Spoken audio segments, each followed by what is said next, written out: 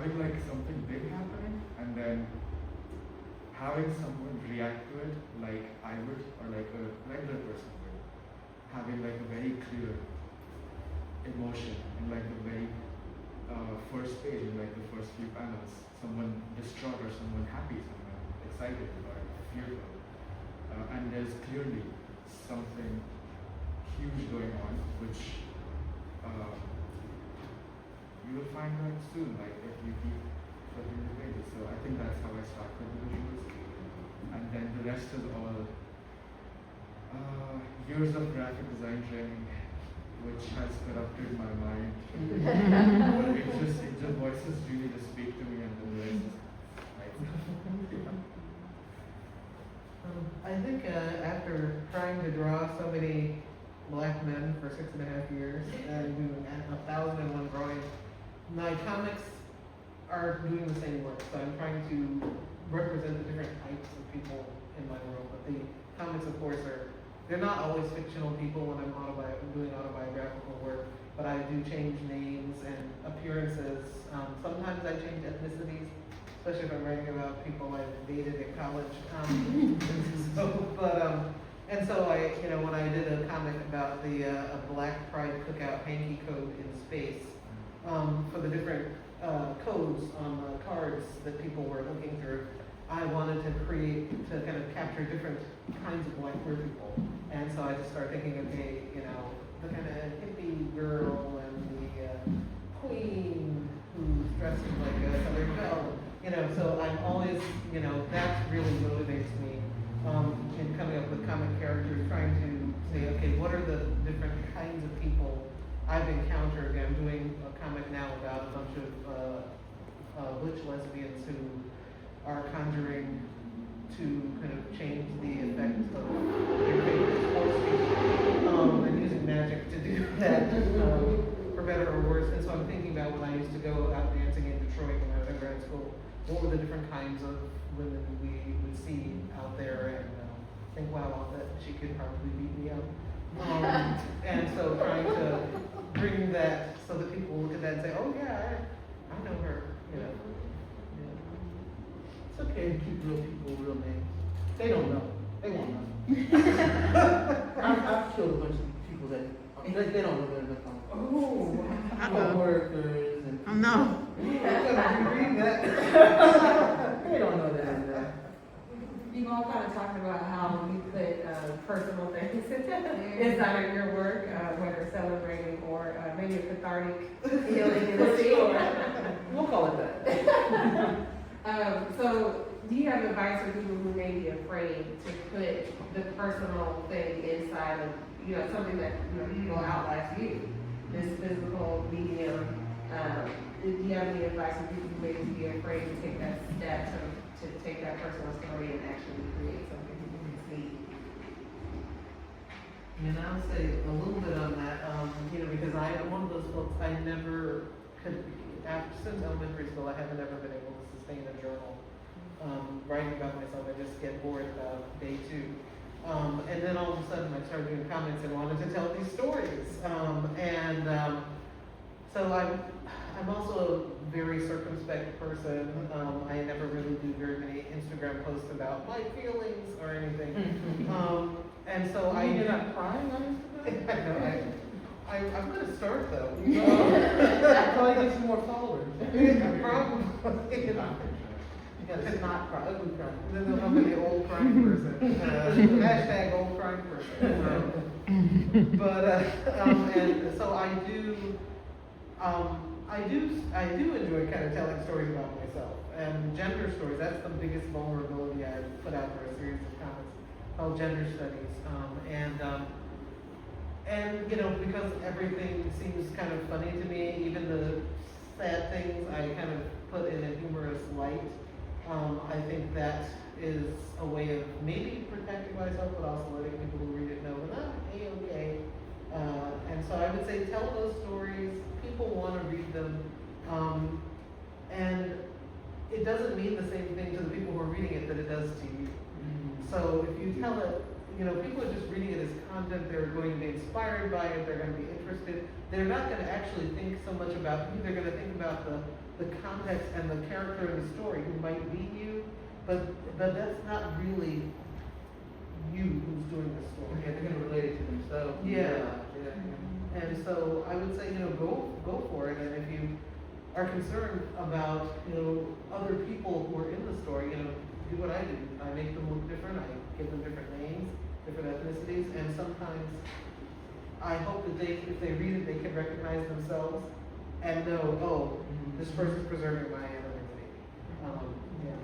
But I think also too, if you are scared, I think fear a lot of times is just a flag, a signal that you're doing something for the first time. It doesn't mean that you shouldn't do it or you should stop. I think the most stuff that you are afraid of or fear you should go towards and kind of investigate why you're afraid of it. Especially when it comes to something like comics or writing or, you know what I mean? Like it can handicap or paralyze you, but I think that is a misstep to stop or be so afraid that you don't produce it. I mean, you can be scared and maybe create it just for yourself. Don't stop writing, stop making art, but yeah, a lot of times, do a lot of things that I'm afraid of, do it anyway. I'm not scared. I'm not a good one to give advice because I haven't had good boundaries my whole life. Before I had stories, I told my mom's stories. I did tell all the business. I don't need anybody to gossip behind me because I put my own stuff in the streets. But I would say that one of the things that I find to be energizing and fun is being like the director of the story, right? I get to choose what pictures, what angles you see. I get to decide who gets a name. I get to decide who gets like a full splash and who's just a little tiny dot in the background, or if you get left out at all. Like, it didn't occur to me, like I did this one story which I have downstairs called Gatekeeper, and I had this really mean art teacher. And I thought, you know what? Like I did it, and I took great joy in making her ugly. And then I took more joy in making her monstrous. And I got so into it that I gave her a full splash. And then I was like, wait, I'm in control here. She doesn't get a splash. She was so mean. Matter of fact, she doesn't get a name. But I didn't think of that at first. It took like 5 versions of doing it. Yeah, I did it over and over again because it was so cathartic. Because I was this kid, this powerless kid, in a class where the teacher told me that I would never, ever get something in art in the park because she was a judge. Like, who says that to a kid? Wow. So now I'm the director. And I get to tell the story. And so, the version that you can buy downstairs she gets a full page being monstrous. But in the next version that I put out, she's gonna be this big. And she doesn't, and this version downstairs, you get to see how she changed her name over the years and changed her haircut. And the next version, you don't get to see any of that because I'm not gonna glorify her in my next version because I'm growing. Like, I'm realizing that I'm also the editor, right? So it's, for me, the advice that I would give is that if there are stories that seem to have power over you or seem like they don't go away, this is an excellent way. You don't even have to share it with anyone. To go back to those stories and tell the story that gives you power. Tell the story that gives you healing, closure. That I would use it for that first. If you have fears, like, let it be private. And then when you see what you've actually done, you'll be surprised at how beautiful what you create is, and that people will really like it. So that's, I guess. How long ago was that? Which the story? The teacher being mean to you? Oh, I was 10. I'm about to be 60, so it's 50 years She's ago. taking great solace and knows she's being eaten by rodents right now. Oh yeah, she's Oh, that's long. your daughter. Sorry. Yeah, she's long.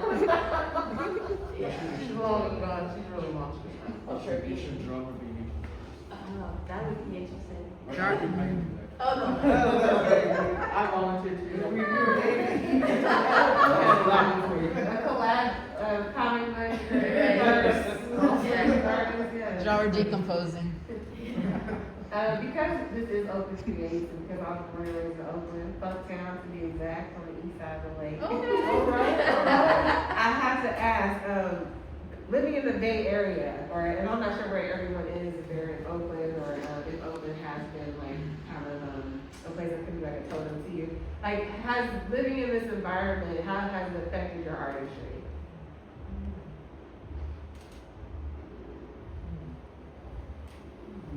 I'd be curious to know your answer.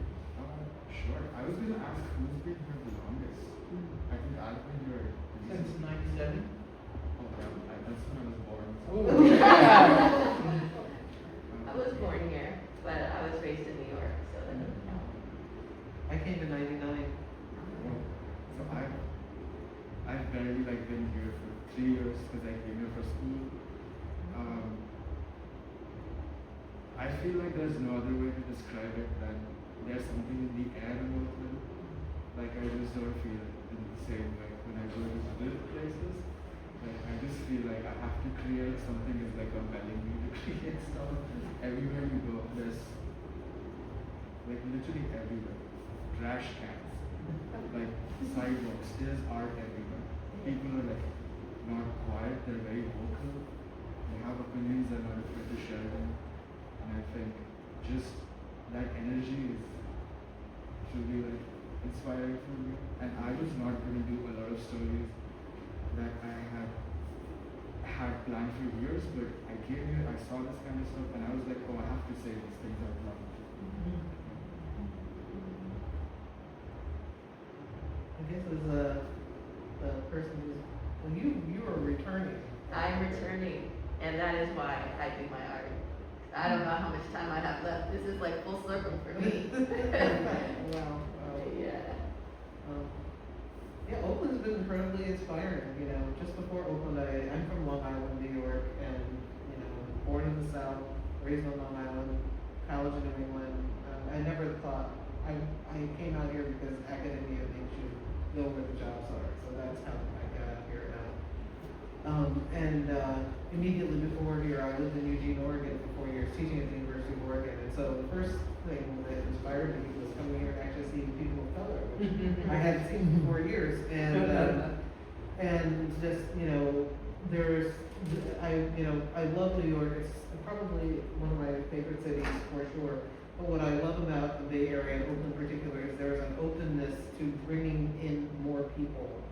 It's not a competitive art space. It's a very kind of welcoming, kind of grassroots space. The art of the African Diaspora Organization. If you say you're an artist, then you can put a piece in the show that's going to start in January through March every year. And some people are working at a very high level, and some people are, just beginning. It's just wonderful to see everyone in the same place, evolving over time, and then new people coming in.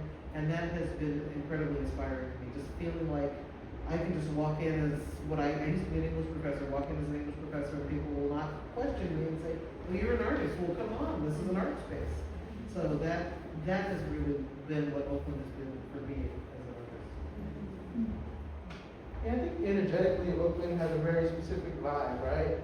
And I didn't grow up in Oakland. I grew up in Richmond, which is like 20 minutes away from here, which has a completely different feeling, right? Sensibility to it. And I think being a young person in Richmond and then coming to Oakland as an adult, I think that energy is so much sort of like a faster pace and just, like you said, more diversity and just more colorful.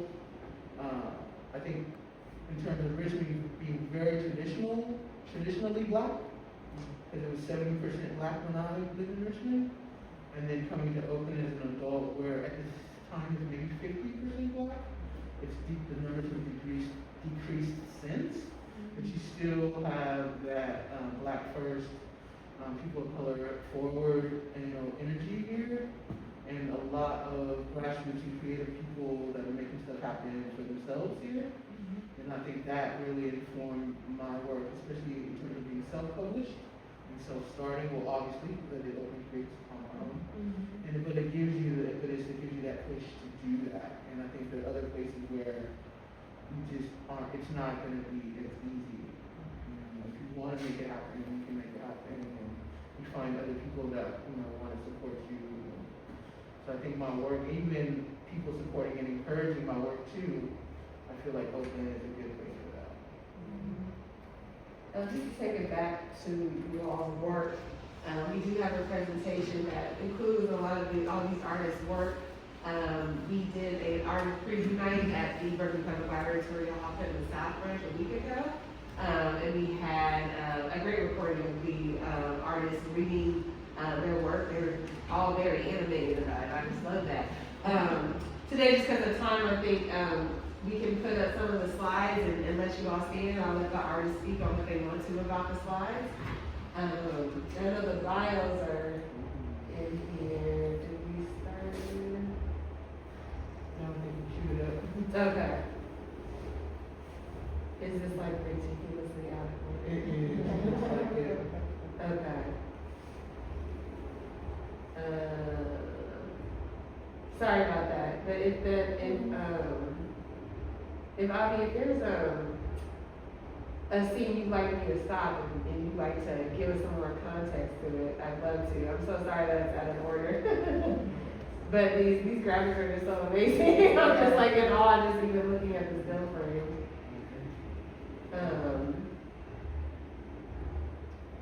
I'm making up my mind for Yeah, that's all right. I think maybe if you could go back to the first image.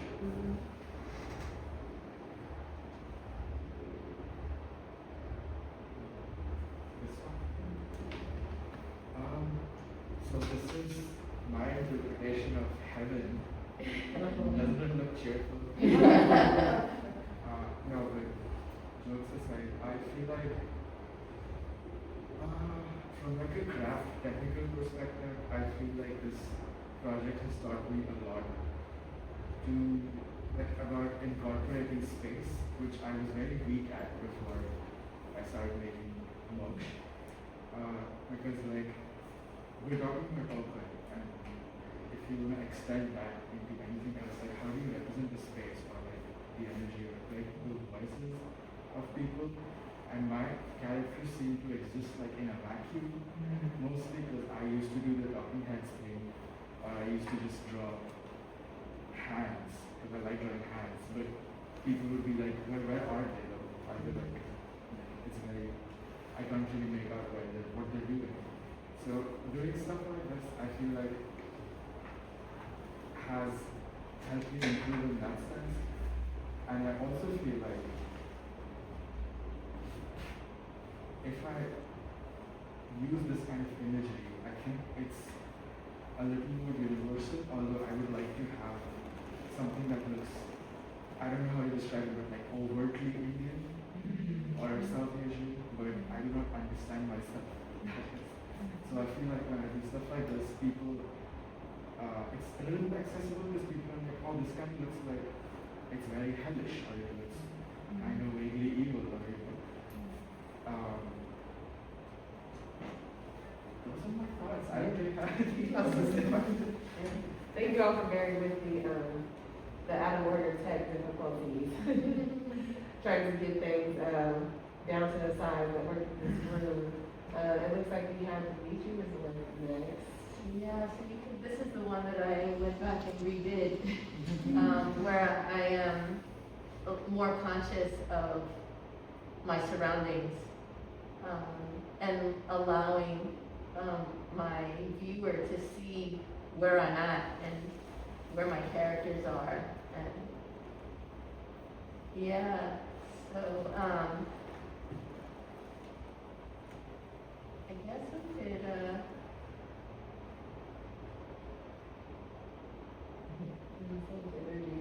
yeah, I guess we could stop here. Basically, this is a story about supernatural experiences with butterflies, and the yellow tiger swallowtail bird started appearing for me when I moved to Oakland, and I painted one for the dedication page of the first children's book I ever got a job to illustrate. And the editor said, it's a book about the city, so please take this and change it to a pigeon. Mm. And I said to the art director, that's ridiculous, there's butterflies in the city. And he said, okay, hold on, I'm gonna talk to her and I'll call you right back. And while I was waiting, this yellow tiger swallowtail flew in front of my face. And so this particular comic, it's different situations just like that. And this one, I don't know if you read any of the words of the slides that came before this, but I was invited to a seance. And I thought that was the funniest thing because like, why? Like, why? Why did somebody think that I wanted to go to a seance, you know? And like, yeah, who am I, some Harry Houdini? Like, what's going on? So, but mind you, I'm taking my daughter to a summer solstice party, which is like, you know, I don't want to say anti-Christ, but it's not a Christian thing to go to a summer solstice. It's kind of, I don't know, pagan, I guess you'd call it. So anyway, I'm flipping out because somebody thinks I want to go to a seance, but I'm taking my daughter to a solstice party. So we go to a solstice party and my daughter is dancing and having a great time and I'm having this headache. And when the party is over, can you go to the next one? This woman appears and she says, I have a message for you from beyond. And I never do this. And I don't put it in the comic, but her partner is like, yeah, she never does that. And she's like, I don't know why I'm crying. And she's like, I don't cry, do I? And her partner's like, no, she doesn't. And then she's like, can I hold your hands? And she takes my hands and she gives me this message. And I know who it's from. Wow. And I know why I'm getting it. And I was just like, oh my God. So in this comic, I have a lot of fun because I get to show you, not just tell you, but I get to show you my experience with these butterflies. And then when it's over, I have the evidence. I have pictures of the things that I just told you about. And so that, I mean, I get goosebumps just even like, yeah. So, yeah, I hope that you kind of feel that magic when you see it. You can see that my cartoons they're not even that realistic. It's not like I'm the best artist in the world, but somehow the spirit of what's coming through is really clear. That's why I say the story is really what's most important. You can do this with collage, you can do this with stick figures, you can do this with thumbprints, as long as you've got the story, right? People will follow you, they'll go where you're